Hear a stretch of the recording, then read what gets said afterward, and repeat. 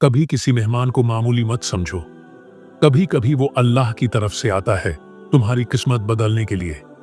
एक जमाने में एक बड़ा बादशाह था, शाह जफर।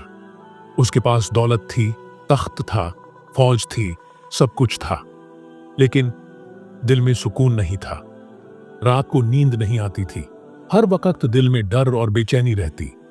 एक दिन शाम के वक्त महल के दरवाजे पर एक फकीर आया। फकीर के कपड़े फटे हुए थे, चेहरा थका हुआ, मगर आंखों में अजीब सा नूर था। दरवाजे पर बैठकर उसने बस इतना कहा, क्या बादशाह सलामत? एक फकीर को रात का ठिकाना दे सकते हैं? पहले तो दरबानों ने रोक दिया, लेकिन बादशाह ने कहा, आने दो, देखता हूं कौन है। फकीर अंदर आया, मुस्कुराया और बोला, बादशाह सलामत, आपके पास सब कुछ है, लेकिन क्या आप खुश हैं?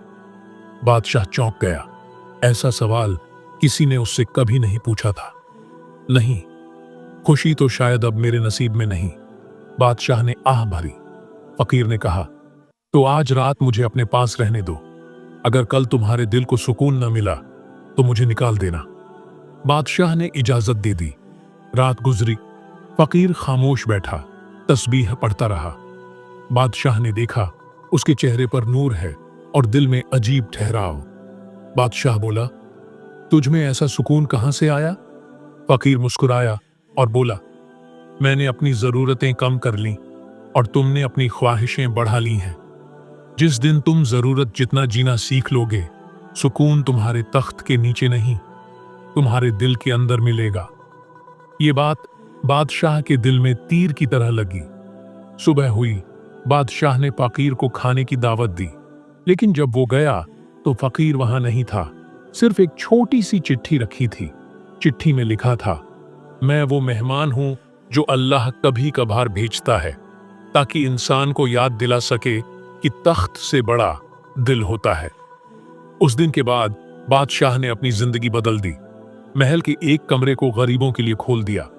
हर रात खुद जाकर उनके साथ खाना खाता और कहता, शायद आज कोई नया मेहमान आए जो फिर से मेरा दिल जगा दे। वक्त गुजरा।